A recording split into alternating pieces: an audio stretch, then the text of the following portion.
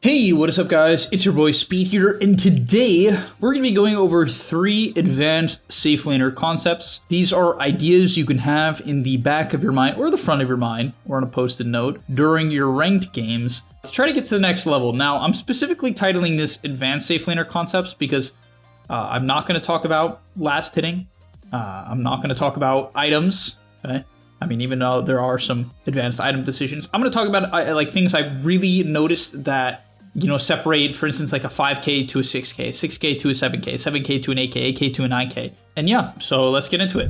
By the way, guys, if you want to become absolutely broken, well, what you need to do is sign up to the gameleap website down below right now. The reason why you should do that is because every single day we post a new video there. Content that you simply just will never get on YouTube, we post every single day to the website. It's really top tier stuff. I'm very proud of what I make over there. We also have other creators, many of my great friends who are top tier Dota players, creating guides about different heroes, different roles, different items, skill builds, talent builds, everything you need to know to get to the next rank. So if you feel a little bit lost, you're a little bit stuck, click the link down below. I'll see you guys there. And now let's get into the video. All right, so the first one is like maybe the hardest thing in Dota, and that is teamfight location and awareness while farming. Now, they might seem completely different, like teamfight location and awareness while farming. How are those even similar? Well, basically, let's say it's 15 minutes into the game, and you're playing Drow Ranger, and you're multi-shotting Ancients, you're farming Ancients, you have a Dragon Lance, and you have a Yasha. What a lot of people do wrong is that they'll be farming, and they won't look at their team at all. Okay, that's the first mistake. So that's something you can already look into. Like literally, I catch myself doing this all the time. I'm hitting an ancient camp,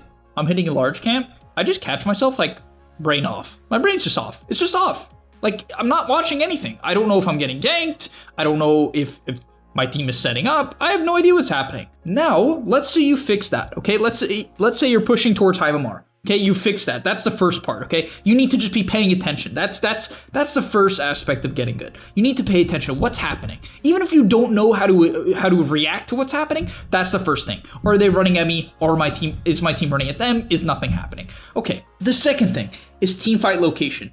You've now identified that your team is running at the enemy team. Okay, let's stick with the Drow example, okay? You're playing Drow Ranger, you're in the triangle, you have a D-Lance Yasha, and you're doing okay. You're doing all right. It's about the average Drow game. You're 1-0. You're just jungling it up. Your team invades the enemy triangle, and you're in your triangle. Okay, picture this in your head. What should you do, right? What should you do? Well, what most people do, I mean, first off, they're probably not even farming the triangle because, honestly, for some reason, low MMR players don't do that. Like, literally, on heroes that should farm the triangle, by the way, is what I'm referring to. But what a lot of people will do is they'll panic, and they'll run to the triangle. Half the time, the fight will be over by the time they get there, they'll back off and they'll go mid. And most people will look at this, they'll be like, okay, nothing happened, it's fine. You're wasting time, you're not farming. And so, the skill here, the advanced concept, what you have to be able to do is every single game, you want to be trying to show up to fights you can actually clean up.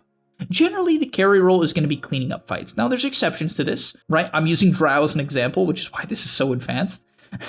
I'm using Drow. Drow is a hero that naturally wants to take nicely located fights, right? She wants fights to be around her mid-tier 1 tower. For instance, if she's farming triangle and your mid lane Ember Spirit gets dove, odds are he's going to buy quite a bit of time. He's going to do quite a bit of return damage. And by the time you get there, there's going to be a bunch of half HP heroes you can easily multi-shot and clean up. Super optimal. However, let's say you're playing Weaver and the enemy team has a Naga. You probably don't want to go late game. Okay, or like mid game. Not necessarily, late game is honestly probably okay in that matchup, to be honest. Weaver is actually maybe better than Naga at like minute 50, 60. But let's say the minute 30 timing. You don't want to be an 11k net worth Weaver against a 16, 17, 18k net worth Naga. You don't want to do that, right? You don't just want to AFK farm. Now, a lot of people will take this the wrong way and they'll just never farm. That's not what you want. But what a lot of people will do wrong is they'll see a matchup like this and they'll just AFK jungle, okay? Instead of making moves around the map, instead of, let's say going from their safe lane into their jungle, over to the mid lane, into the enemy, let's say the dire jungle, and then getting a couple of kills, 2-3 kills with their team, they just jungle. And so what you have to do when you're playing Weaver and you're jungling, which you should occasionally be doing if you're the carry, is you need to be watching the map And if your team even inches towards the enemy team, you should be like, oh, maybe a fight's gonna break out. Maybe I need to shift. And you see how I keep saying maybe, but that's important. Because once you get the vibe that your team is actually gonna commit, you have to go. You might be like, Speed, how do I get the vibe? That's the skill. That's the skill. That really is the skill. You have to look at the map, and just by what heroes are doing what, who's pushing up where, is the enemy team moving towards my team? Maybe you caught them on a ward. Are they moving towards my team? Are they not? Right? Is my team moving towards them? Is my puck, has my puck been consistently aggressive? Is he going to do it again? These are all things you can develop, and you have to develop, and you have to realize are a skill to build up. All right, that was pretty long, so let's get into, I'm not going to say a more simple one, but a concept nonetheless. Well, a while ago, I was getting coached by a 9K carry player friend of mine, and it wasn't very long. Like, it was just very casual. I think we were just hanging out. But I remember what he said to me, and it's kind of stuck out to me. For some reason, it's stuck in my mind since. And so I'd like to forward it to you guys. Part of like an email thread or something. But what it was he was like, don't be lazy with creep aggro. That was literally all he said. And it just stuck out to me because at the time, I didn't even think I was being lazy. Like, I was still, like, I'm pretty high MMR, right? I'm 8,400 MMR at this point. Like, I pull creep aggro a lot, right? Because you're not going to get to 8,400 and not pulling creep aggro. Like, it's just never going to happen. Like, you have no chance. However, he was like, don't be lazy. I didn't even think I was being lazy at the time. I didn't even realize it. But then, like, as he pointed it out to me and I was paying more attention, I was just like, occasionally I would pull aggro for the purpose of securing a CS, which, you know, this is why this is advanced. You kind of have to already know the purposes of aggro to understand what I'm about to say. But I would pull aggro for the intent of just so that the creep would be out of their attack range. Not necessarily to pull the lane back, not necessarily to kill my range creep, just so that it would be out of their attack range, right? And generally you do this when the creep is about a third HP. So when the enemy melee creep is about a third HP, this is when you click on the enemy offlaner, you walk backwards, and you CS the creep. Because while it's getting pulled back, the range creep's going to continue to hit it, maybe a melee creep will as well, and by the time it gets to you, it's going to be in last hit range. And so this is a really advanced skill to develop, pulling creep aggro at not CS range, but a bit before it, so by the time it gets to you, it's in CS range. It's actually a very, very common skill to see at very high MMR, but nowhere else. Like, you'll see this at like 7, 8K, almost nowhere else, consistently, at least. And so this is something to consider. Like, are you being lazy with creep aggro? Are you pulling aggro 20, 30, 40 times a lane? Are you? Or are you pulling it like the average player, 3, 4, 5 times a lane, 0 times a lane? You know? Like, because this is advanced. You want to get to advanced, you gotta be, you gotta be mad consistent. You can't be lazy with creep aggro. All right, and the last one, my God. This last one is gonna take a long time. Not necessarily in this specific video to talk about, but okay, here it is. So the third concept is the differences in positioning based on matchups and timings. Now, I'll be using PL for this example. I'll be talking about PL's different timings and how they affect his positioning, but I will never be able to cover everything, okay? I was talking to my friend recently, my friend Matt. Well, you guys probably know him from my Twitch streams. I was talking to him and the idea got brought up of like, what happens if I made a video where I just literally talked about everything that came up? Like, if I just looked at every hero at a bunch of games, if I just kept talking, like if I just nonstop talked about the game. And I honestly think the video could probably go on for about forever, but like, let's say it was like a reasonable length of like, I didn't run out of things to say, or it's like, didn't feel like I was repeating myself. It would be at least like 100 hours, at least 100 hours of just straight talking. Honestly, it would be, it really would be. And so I'm going to give you like a decent baseline of like the PL, just a couple of ideas that come to my mind when it comes to PL. But you can imagine that every hero, every game has to adjust to 5 enemy opponents and 5 allies. Now, thankfully, heroes have a lot of similarities, right? And therefore, if you're playing against TB, you can often, the way you're going to play against TB is often the same way you'd play against Dusa or Luna, right? Because they're these like tower-esque low mobility heroes.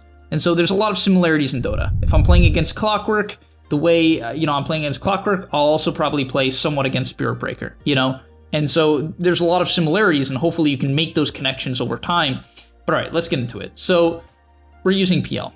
How do you play PL against an overfarmed Sven? It's 25 minutes into the game. Sven has Blink, BKB, Daedalus, Echo Saber, all right? This guy is huge. How do you play the fights? You have to have patience. you will have to literally wait until you see him go in and use stun. This is the first example. You actually literally have to wait for Sven to go in before you go in, because he's overfarmed. Let's assume you have a Diffusal and a Manta at this time, right? And he's got like this Daedalus, this stupid good Daedalus time. You will have to wait. It doesn't mean you can't fight at all. You just have to wait. And so optimally, your team is playing on a ward. We're assuming you're behind. The way you win fights when you're behind is you have to try to play on vision. I mean, this is how you win fights when you're ahead, but you really have to when you're behind. You have to play on vision and then look for his backliners after he goes in. Your usual initiation of just running at the first like range hero you see, or low mobility hero, low mobility, low armor melee hero like some Pudge, and just insta killing them as PL. You can't do that. You have to wait. So you have to shift your position based on that. Let's say you're playing against Earthshaker and you have a Diffusal Blade. What's the first thing that comes into your head? You will also have to wait, right? Probably not, actually. This is why Dota is such a crazy game. If you have Diffusal, what time do you usually get Diffusal? This is, we're talking about Force Shaker, by the way. Okay, what time do you usually get Diffusal on PL? Well, considering you're shit at the game, probably let's say minute 13, 14. But you can get it a minute for anywhere from minute 12 to 14. If you're really shit, you're getting at a minute like 16, 15. At that point, Shaker honestly might have Blink. But let's say it's your average pub Shaker, he's getting like a minute 17, 16 Blink. Okay, if you have Diffusal at minute 11, 12, you actually should be playing relatively aggressive if the rest of the heroes also don't counter you, right? If it's Shaker and they have a Lesh, right, Monkey King, you're probably not going to be able to go in anyway, all right? Or Weaver, you know, and they bug you and they can still figure out which one's real and have a bunch of AoE damage, you know, then you probably can't go in anyway, right? So that's the thing. But you have to literally know when Shaker gets Blink, because if you know when Shaker gets Blink, then this small period of time when you have Diffusal and can solo kill people, you should use, and you can use. You don't always have to, right? For instance, if there's just no gaps and you can just farm, that's fine. Because also PL against Shaker has another timing. When PL gets hurt, a lot of the time Echo Slam doesn't actually do that much. The chain stun is good, right? Just the ability to chain stun, and it will do, you know, it will do good damage. It doesn't do nothing, obviously, as you guys know, but you're not going to die solo to a Shaker. And so unless Shaker has a +1, when you have heart, you can just YOLO in. In fact, when you have heart on PL, you should be running at Shaker because you don't have illusions, and you're going to kill him before you even build up that many illusions. You're going to force out a bad Echo, bad Fisher, bad Enchant Totem. So the matchup shifts, right? So actually PL can be decent against Shaker because he can doppel Phantom Rush at him in team fights and be really tanky and make that happen. Which is why that matchup's win rate, like people are like, oh my god, PL, you know, you picked PL in the Shaker, you shitter. What, you know, we're gonna lose now. You suck. This is why I can't gain rank. It's like, no, PL's win rate against Shaker is not even that bad. It's not. Go look. It's not. So, right? So, just think about these things, right? Okay, next one. PL against low AoE clear, right? Low AoE damage. Honestly, that probably means that you should be playing for your big timing, right? Usually.